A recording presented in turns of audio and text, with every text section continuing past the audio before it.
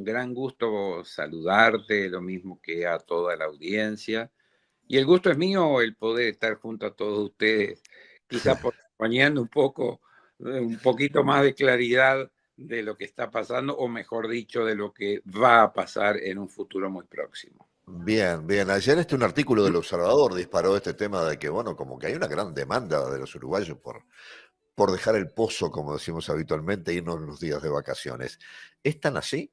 ¿Hay una demanda que llama la atención en octubre para el verano? Es así, y es muy inteligente que sea así. Yo no sé si ustedes se acuerdan de otras entrevistas conmigo, que yo siempre he prodigado una frase que es muy clara, muy concisa, y que es: el que antes reserva, menos paga. Sí, es cierto. Eso se llama anticipación. Ujú. Y eso es lo que los uruguayos están aprendiendo o han aprendido, porque antiguamente, recordemos, en casa nomás, resolvíamos el tema de vacaciones quizás 15 días antes si era a nivel regional. Si nos íbamos a ir a Europa o al Caribe, lo resolvíamos con un poquito de más de anticipación. Pero ¿qué es lo que pasa? Hoy en día, fundamentalmente, las compañías aéreas, a medida que pasan los días, las tarifas van aumentando. Por consiguiente, Claro. el precio final de ese paquete día a día va aumentando. Y es por eso que los colegas que hicieron este comentario en la nota a la cual usted hace referencia tienen la total razón, y es así de que se prevé un crecimiento de 20-25% para la próxima temporada de verano. De hecho, habrán grandes novedades, habrán contratación de vuelos especiales. Esta última frase dice mucho, porque el tener la necesidad de contratar vuelos especiales significa que aquellos vuelos de línea regular, los cupos con agentes de viajes en esos vuelos ya se vendieron. Por consiguiente, la demanda, o sea, la cantidad de uruguayos que quieren viajar, supera la cantidad de asientos disponibles de avión. Y es por eso que es necesario la contratación de vuelos especiales. Vuelos especiales que tienen la gran ventaja que son vuelos directos. O sea, no hay que hacer escalas intermedias, lo que muchos uruguayos, esas escalas intermedias, les complica un poco si tienen que viajar, sobre todo con chicos. Bien, ¿y qué encierra la definición de viajes especiales? ¿Son aviones que también marcan un cupo para a cada destino? ¿Cómo es la tarea administrativa, digamos, en los viajes especiales con diferencia a los viajes de línea? No, yo agencia de viajes o yo operador mayorista, Mm. firmo un contrato con la aerolínea para realizar ese vuelo, y todo ese vuelo lo administro yo como contratante. ¿Qué quiero decir con esto? Que si el avión tiene 185 asientos disponibles, yo tengo 185 asientos para vender. Mm. Esto que yo te estoy comentando no significa que esos vuelos sean más baratos. ¿Por qué? Y vamos a razonar juntos para que todo el mundo lo entienda. Estos vuelos especiales que yo te estoy diciendo son los popularmente conocidos como vuelos charter. Y muchas veces habrás oído la frase de decir: che, conseguime algún charter de esos baratos, cierro comillas. ¿Por qué digo que no es barato? Porque hay que traer el avión vacío, vamos a suponer, desde Brasil, cargar los pasajeros, llevarlos al destino, volverlos a traer del destino hacia Uruguay, pero luego hay que devolver ese avión a Brasil, lo cual se vuelve vacío. Esto significa que para yo poder hacer un vuelo Montevideo-Río de Janeiro-Montevideo con pasajeros, ese avión tuvo que volar lo mismo, pero el doble. ¿Por qué? Porque tuvo que venir vacío de Río y lo tuve que devolver vacío hacia Río. No sé si... Ahora, Carlos, esta demanda tan Sí. temprana y la falta de pasajes ya en los horarios habituales, ¿qué demuestra? Que los uruguayos van a viajar más cantidad de uruguayos y que hay más poder adquisitivo, que la compra del pasaje anticipado genera un ahorro importante y por eso es la misma gente que va a viajar, pero que actúa de otra manera desde el punto de vista de la administración de los tiempos y de su economía.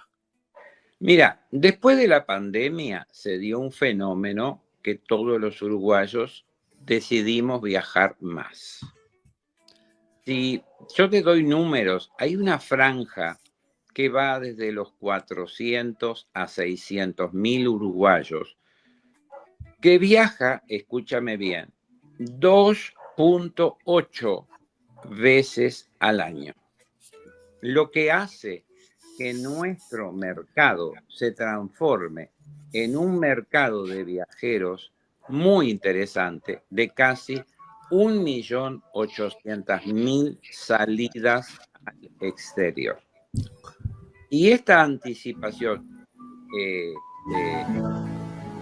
se evidencia porque cuanto antes tú reservas, vas a pagar menos. Y sobre todo vas a disponer de esas vacaciones, porque llegada muy sobre la fecha, no hay nada.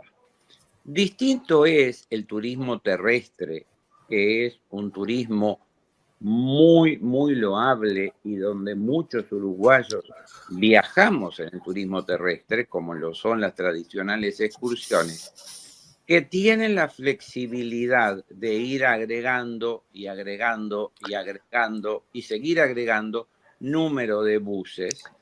¿Por qué? Porque la disponibilidad de buses es muy alta y la disponibilidad hotelera para los radios a donde pueden llegar los buses también es muy abundante. No sé si se entiende un Sí, poco. sí, sí, sí, está claro, está claro. Esta demanda, en qué periodo de fecha básicamente se da y a qué destinos principalmente se da? Destino este año fundamentalmente Brasil. Por Brasil. lejos, Brasil, sin lugar a dudas. Los periodos de gran movimiento son el periodo de verano, enero, febrero, ¿Desde carnaval. antes de las fiestas? ¿Desde antes de las fiestas? Sí, sí, porque mucha gente prefiere pasar la fiesta fuera del país. Ujú. De hecho, tenemos un crucero, que es el crucero de fin de año, que va a ver los fuegos artificiales en Río de Janeiro, que es quizás el primer crucero que se vende durante toda la temporada. Y después hay fechas picos muy importantes, como lo es Semana Santa o Semana de Turismo, Carnaval, vacaciones de julio, vacaciones de septiembre. En todas estas fechas, este año hubo necesidad de contratar vuelos especiales, cosa que no ocurría en otras épocas, sino que nos arreglábamos con los vuelos de línea regular. ¿Podemos hablar ya de los que van a llegar, de los que nos van a visitar? ¿Hay cifras también? A ver, todavía yo no las dispongo, pero recordemos declaraciones del señor ministro de Turismo que el nivel de reservas viene de una forma muy interesante y hay que tener claro que quizás el primer o principal cliente de Uruguay como turismo receptivo es Argentina. Argentina hoy está un tanto parada, y hablo por los comentarios de varios colegas argentinos, porque porque tienen las elecciones ahora, El 28. el día 27. 27, perdón.